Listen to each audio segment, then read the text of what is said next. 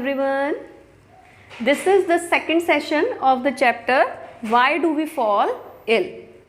And in this chapter we will discuss about the types of diseases. In the first one session we had discussed about the you can say health, and we had discussed about the diseases. Here in this session we will discuss about types of diseases. So diseases, types of diseases. Basically diseases can be classified on two bases. The very first, on the basis of duration. Duration means time period, that for how many time that disease will last longer inside our body. And the second one on the basis of since birth or after birth. So the disease can be classified on these.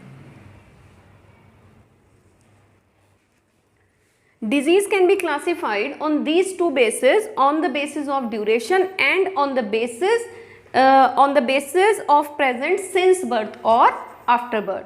So in this flow chart you can see the different types of diseases on different bases. On the basis of their duration. Duration means basically time period. Duration means time period. So if a disease for short period of time, then that is known as acute disease, and if a disease for long period of time, then that is known as chronic disease. Acute disease, as it is for short period of time, so there is no drastic change in the patient. You cannot see, or you will not see any drastic change in the patient. But in this, because this lasts for long time, that's why there can be drastic change in the patient. There is no long term bad effect on the patient because it is for short period of time, whereas in this case there will be long term bad effects. That means the effect of the disease can last for longer. So this kind of disease is cause long term bad effect, and it recovers completely after the treatment. If a patient is getting a right type of treatment, then it can be recovered completely. Whereas even if the patient is taking precaution, if the patient is taking you can say patient is taking their treatment, but it does not recover completely. Sometime you can say sometimes the effects of that particular disease can retain inside the body of the patient. So that's why we can say that it does not recover completely. There is no loss of weight, whereas in this case there is loss of weight. When you observe the patient after the disease, then you can see very drastic change in the weight wise or look wise. So drastic change can be seen in chronic disease, but no drastic change is seen in acute disease. So this is a difference between acute disease and chronic disease. These diseases are differentiated on the basis of their time period. Acute for short period of time and chronic for long period of time. And also you can take some examples of the acute disease like common cold, but nowadays common cold is not so much common. So you can say cough, whereas in chronic disease like tuberculosis, like chicken pox, so these kind of diseases can be a long term disease like cancer, like arthritis. These are the examples of chronic diseases.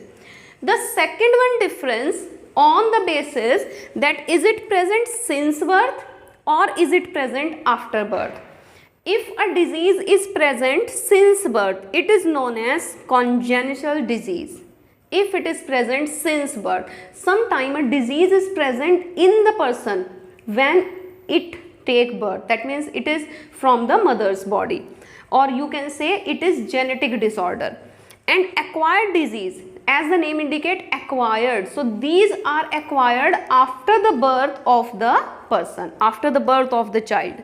So congenital disease, as I told you, that these are present since birth. Many reasons may be any chromosomal disorder, any kind of you can say hereditary disease, because they are present they are transferred from parents to their offspring. In the next class we will discuss about that kind of topics.